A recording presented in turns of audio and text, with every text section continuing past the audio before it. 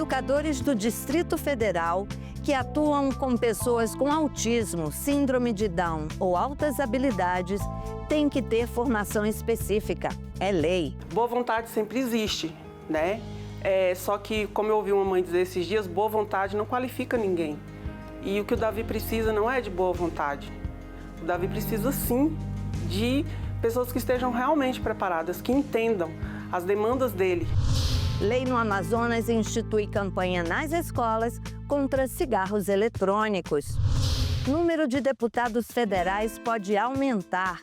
Câmara dos Deputados tem até junho para decidir como fazer a redistribuição das vagas entre os estados que tiveram aumento ou redução da população.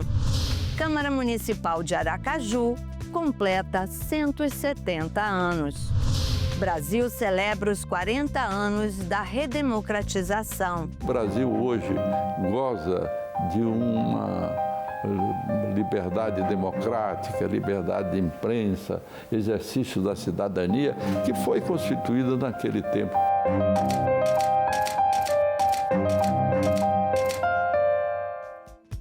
Você sabe que é daqui e de parlamentos como este que são tomadas decisões que impactam a sua vida, o dia a dia do brasileiro. Que tal saber o que acontece nas casas de leis país afora? Eu sou Andréa Alves e este é o Parlamento Brasil, um programa que há 19 anos é feito em parceria com as TVs legislativas de todo o país. Vamos lá?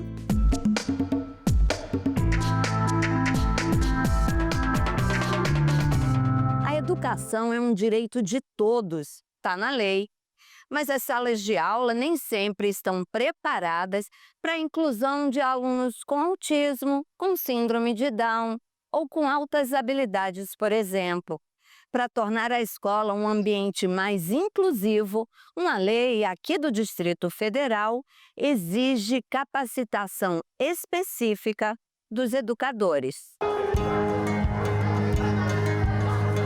A educação é um direito garantido pela Constituição, mas na prática nem todos os alunos têm acesso ao ensino realmente inclusivo. Luísa, mãe de Davi, um menino autista de 14 anos, sente isso de perto. Desde pequeno, ele enfrenta dificuldades de adaptação na escola. Para a mãe, falta preparo aos profissionais da educação. Entre mudanças de turma, dificuldades de comunicação e pouca compreensão sobre as necessidades do garoto, Davi muitas vezes ficou sem o suporte adequado para aprender e se desenvolver. Não só a escola que o Davi está agora, né, que ele já passou por acho que 4 escolas. Boa vontade sempre existe, né?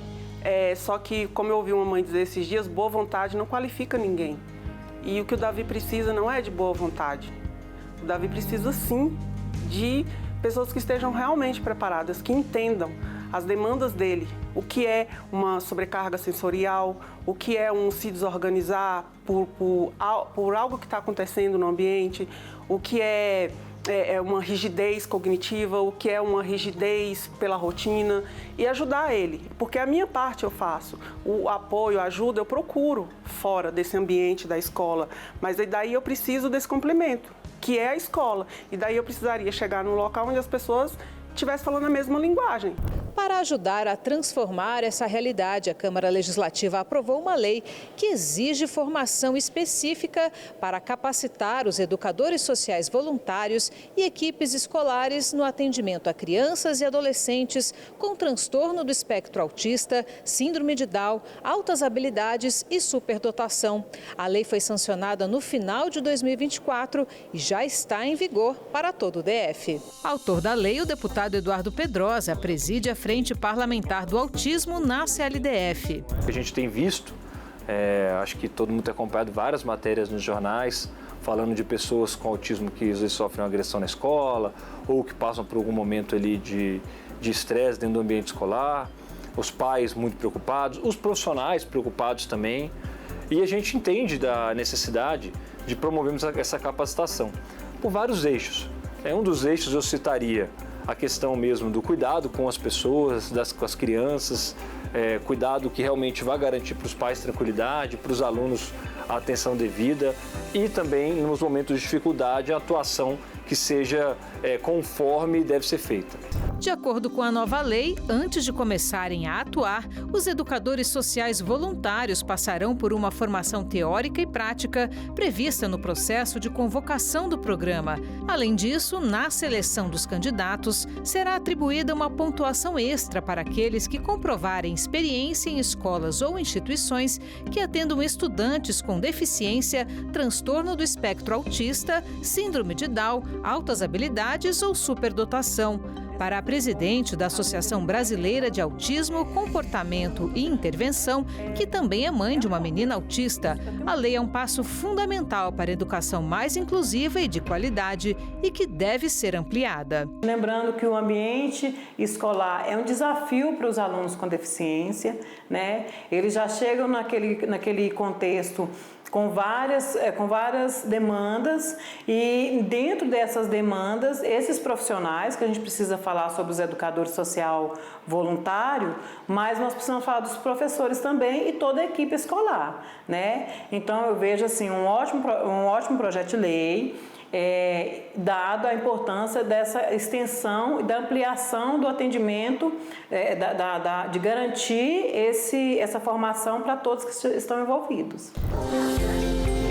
Tão importante quanto a ajuda pedagógica, Lucinete acredita que esses profissionais capacitados poderão ajudar em outro grande desafio, a socialização dos estudantes. Muitas vezes, mesmo os alunos com deficiência estando dentro das escolas comuns, inclusivas que eles chamam, a maioria das vezes eles estão à parte. E esses profissionais são eles que a família conta que no momento de recreio vai estar promovendo a socialização, no momento de atividade de educação física vai estar promovendo essa socialização. A gente que é mãe, a gente que vive a mãe atípica, né? Que é o título que dão pra gente, que vive nesse mundo, a gente ouve muitas histórias. Então são histórias assim de partir o coração mesmo, não tem como a gente não se colocar no lugar dessas outras mães. E o que eu espero, e eu acho que é o sonho de todas nós, é exatamente isso.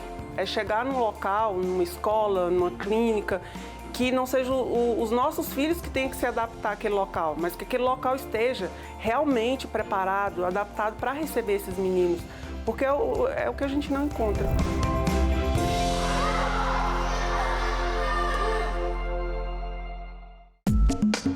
Combate ao cigarro eletrônico. Lei no Amazonas institui campanha nas escolas contra o uso de dispositivos eletrônicos para fumar. No Brasil, a estimativa é que existam mais de 2 bilhões de usuários. No mundo, esse número passa de 1 bilhão. O quarto relatório da Organização Mundial de Saúde de 2024 sobre tendências globais do tabaco aponta que existem mais de 1 bilhão de usuários de tabaco no mundo. Mais de 7 milhões de mortes por ano são resultado do uso direto do tabaco. A situação se agrava com a chegada dos cigarros eletrônicos. Segundo a Sociedade Brasileira de Pneumologia e Tisiologia, estima-se que o país já conte com 2 milhões de usuários, a maioria dos consumidores com idade entre 15 e 24 anos. Os cigarros eletrônicos contêm substâncias tóxicas, aditivos com sabores e nicotina, droga que causa dependência, adoecimento e até a morte. Em alguns casos, jovens apresentam danos nos pulmões similares aos observados em um idoso de 80 anos, fumante de longa data. A deputada Mayra Dias é autora de uma lei que instituiu uma campanha educativa, tanto na rede pública quanto na particular, de ensino em todo o Amazonas. A parlamentar reforça a importância de esclarecer os jovens sobre os malefícios do uso do cigarro eletrônico, que inclui câncer, doenças respiratórias e cardiovasculares.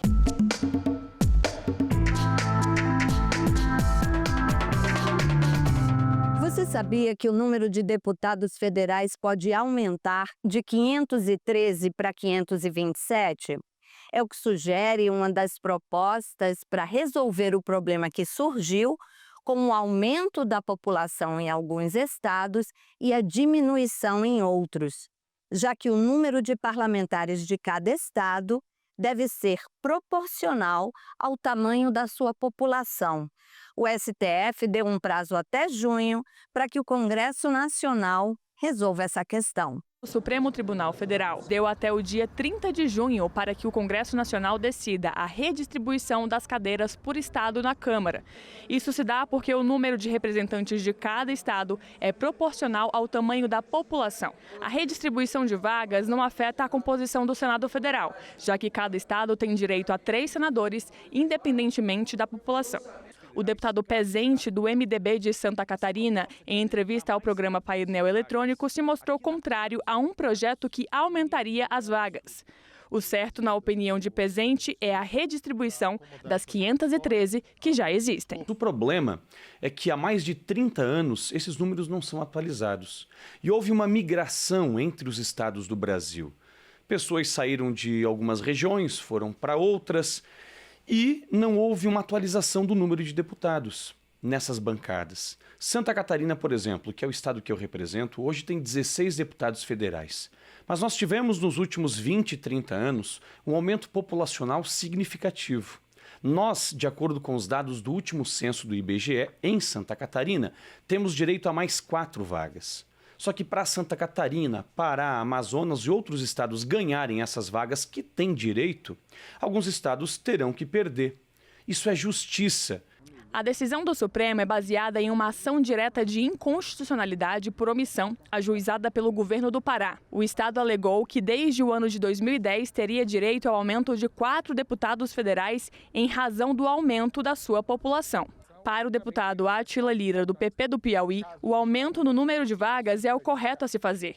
Em entrevista ao programa Painel Eletrônico, ele afirmou que os estados não podem perder a representatividade que já possuem. No momento que o país busca por uma responsabilidade fiscal, fazendo pacto fiscal, teto, corte de gastos, a gente não poderia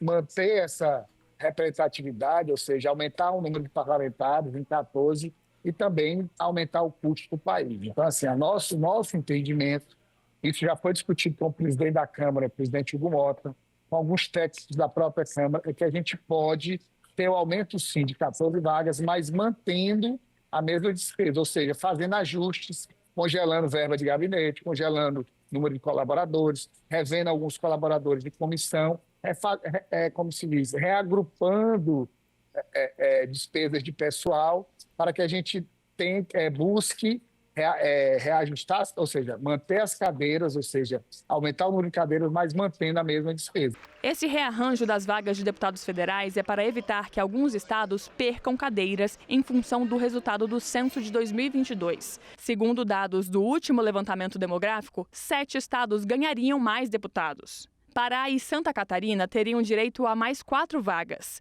Amazonas, com aumento de 2 cadeiras. Ceará, Goiás, Mato Grosso e Minas Gerais vão ter 1 deputado a mais.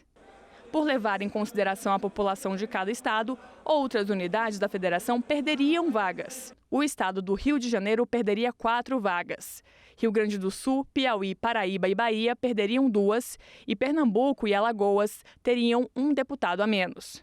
A maneira como essa redistribuição deve acontecer segue indefinida. A proposta analisada pelo presidente da Câmara, deputado Hugo Mota, é criar 14 novas vagas e manter as cadeiras dos estados que poderiam perder representantes. Segundo Mota, a intenção em criar novas vagas não deve gerar impacto financeiro na Câmara. A população aumentou, eles têm mais demandas, acho que é justo demais eles colocarem esse aumento, é nós evitarmos que os estados percam. E aí o Rio de Janeiro perde, a Paraíba perde, a Alagoas perde, Piauí perde. Então são estados importantes também que perderiam bastante se essa redução de vagas viesse a acontecer. Então penso eu que talvez a solução fosse um grande acordo, uma conversa com o Senado, combinado com o Supremo, para que aumentemos, são 14 vagas. Para fazer uma mudança no número de cadeiras na Câmara, o Congresso Nacional deverá analisar uma proposta que altera a Constituição em 2 turnos pelas 2 casas.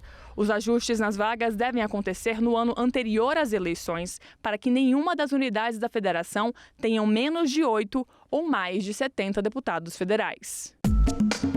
O Brasil está celebrando 40 anos de redemocratização. Em março de 1985, após 21 anos de ditadura militar, José Sarney tomou posse como presidente da República e fez a transição para o novo período democrático. Hoje, 4 décadas depois, a democracia no nosso país se mantém firme. A TV Senado fez uma série de 5 reportagens sobre o tema. Você assiste agora a primeira delas. Atenção, Brasil! Atenção, Brasil!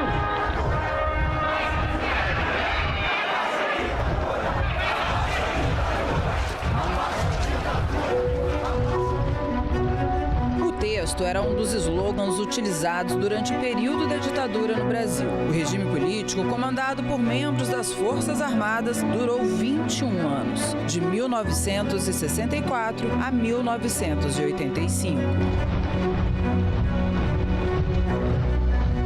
O senhor presidente da República deixou a sede do governo. Durante a ditadura militar, o Brasil teve um salto no desenvolvimento econômico, ao mesmo tempo que houve o congelamento dos salários, prisões, torturas e outras violências. Atos institucionais eram usados para cancelar eleições, fechar o Congresso, censurar a imprensa e perseguir opositores. Você tem um Sistema Nacional de Informações para você perseguir os opositores, né? Mas você também tem aqueles que fazem o chamado trabalho sujo, né? O doicode, por exemplo, e aqueles que realizavam a tortura, a repressão física, efetivamente, culminando na morte, né, de inúmeras pessoas. Sabemos do que tudo aconteceu, de preso, espancado. O filme Ainda Estou Aqui, né, que eu tive a satisfação de ver, ele foi um retrato fiel daqueles tempos, né? Claro, pausado, dentro do tempo limite e tal. E eu vivi aquele momento e viajei no tempo, né? Como é importante a democracia, como é importante a liberdade. O processo de reabertura foi lento e gradual. Iniciado em 1974, o movimento pretendia restaurar liberdades políticas da democracia representativa. Em 1979, foi decretada a anistia aos presos políticos e exilados. A lei da anistia, né, que se dizia ampla, geral e restrita, que, na verdade, não vai ser efetivada, uma vez que ela vai assegurar, né, a impunidade para os próprios militares que estiveram à frente dessa ditadura que violou os direitos humanos, né? O esgotamento final do regime militar aconteceu principalmente por causa da realização de manifestações em diversas cidades brasileiras pedindo eleições diretas para presidente da República.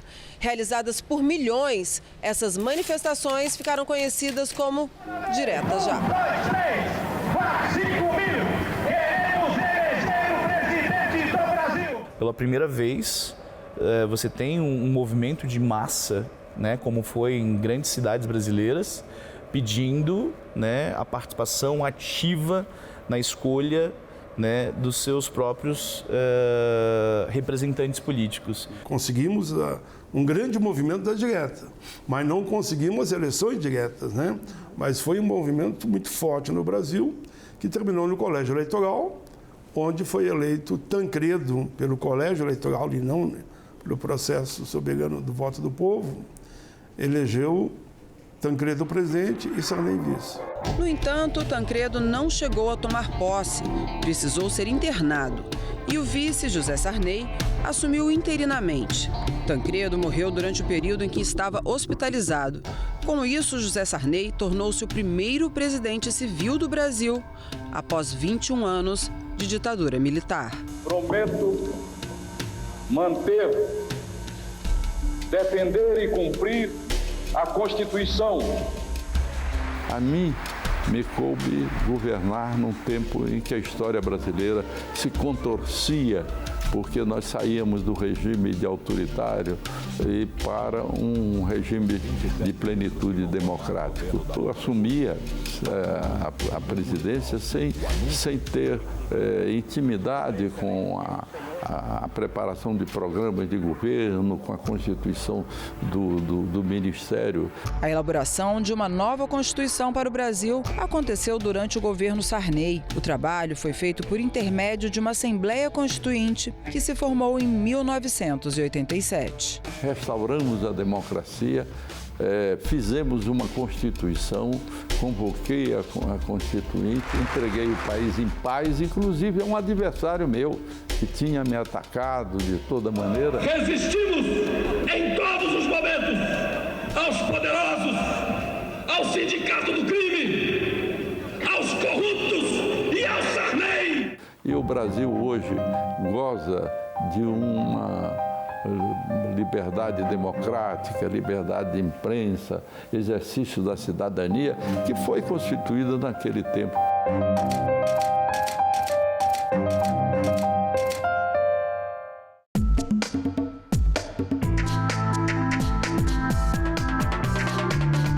A Câmara Municipal de Aracaju está fazendo 170 anos. É a instituição pública mais antiga da cidade. A TV Câmara Aracaju preparou uma matéria especial para celebrar esse parlamento que há quase 2 séculos vem moldando o futuro dos aracajuanos. Há 170 anos, a Câmara Municipal de Aracaju surgia como um dos pilares do poder legislativo em Sergipe.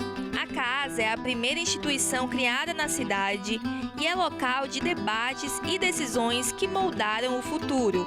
Para o historiador Jorge Carvalho, autor do livro Os Camaristas, que conta a história do Legislativo Municipal, não há como falar da cidade de Aracaju sem falar sobre o seu parlamento. Eu destaco que a Câmara é a mais antiga instituição pública em funcionamento na cidade de Aracaju. Destaco uma outra coisa. A Câmara, o regime monárquico, era parlamentarista e a Câmara, os vereadores eram o governo da cidade, era o governo do município. Hoje, a Câmara Municipal de Aracaju é composta por 26 vereadores que representam os mais diversos setores da sociedade. A mesa diretora, eleita para o biênio 2025 e 2026, é liderada pelo presidente Ricardo Vasconcelos. A Câmara de Vereadores de Aracaju, ela representa o poder legislativo que decide todos os rumos que a capital do nosso estado vai tomar ao longo dos próximos anos. É aqui onde se aprovam as leis de diretrizes orçamentárias, o orçamento anual. É aqui onde se decide se vamos ter mais impostos ou não. A qualidade de transporte público passa por aqui. Em conexão com o futuro da cidade, a Câmara lançou em 2024 o seu plano de gestão de logística sustentável, sendo a primeira casa municipal do Nordeste a aderir à Rede Nacional de Sustentabilidade no Legislativo. O foco é tornar o parlamento uma referência na gestão pública voltada à eficiência do uso de seus recursos. Um dos temas, dos eixos, é a qualidade de vida, a educação para a sustentabilidade, a gestão de recursos sólidos, bem como a racionalização do uso da água encanada, da energia elétrica e de outros materiais. Para o futuro, a Câmara também tem planos, como a construção de uma nova sede, além de seguir firme na missão de representar a sociedade aracajuana.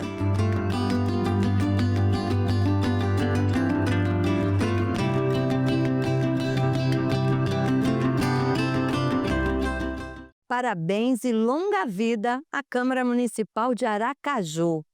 Bom, você vai ver agora os visitantes do Congresso Nacional. Sabia que são mais de 3.000 todas as semanas? E você sabe que se quiser rever este ou qualquer outro programa da TV Senado, tem tudo na internet, no site da TV ou no YouTube. Até semana que vem. Tchau!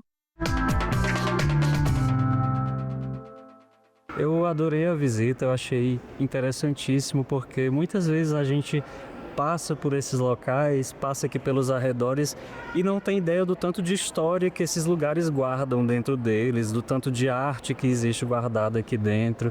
E até mesmo não só da história da construção de Brasília e de obras de arte antigas, mas também da construção recente, de como algumas coisas guardadas como objetos quebrados nos atos de 2023, sobre como isso é importante para lembrar da gente de certas cicatrizes, mas que são necessárias para que a gente relembre certos momentos da história e não deixe se repetir.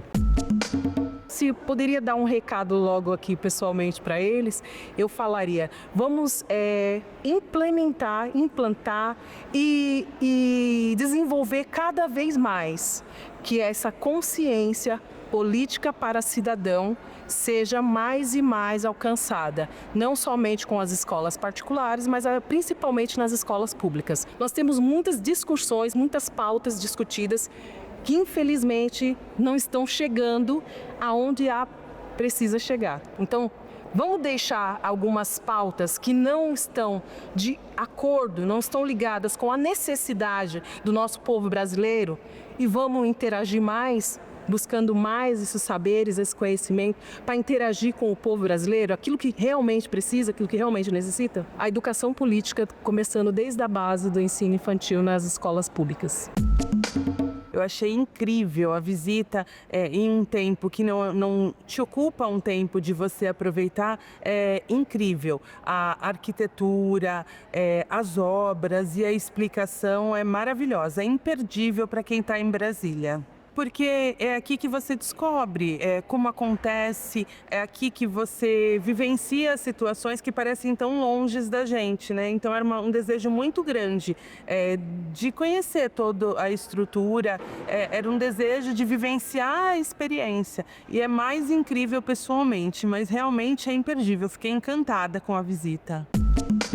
Sou da área do direito, acho importante conhecer presencialmente, porque eu sei como funciona o projeto, né, o processo legislativo, como funcionam as votações, como funciona todo o processo que acontece aqui dentro. Então acho que fica bacana, a gente vai vendo, aí falando das comissões e eu, por ser da área, conseguir entender quais são as comissões, como funcionam as comissões, como funciona o processo legislativo de aprovação das leis. É muito legal. Gostei bastante.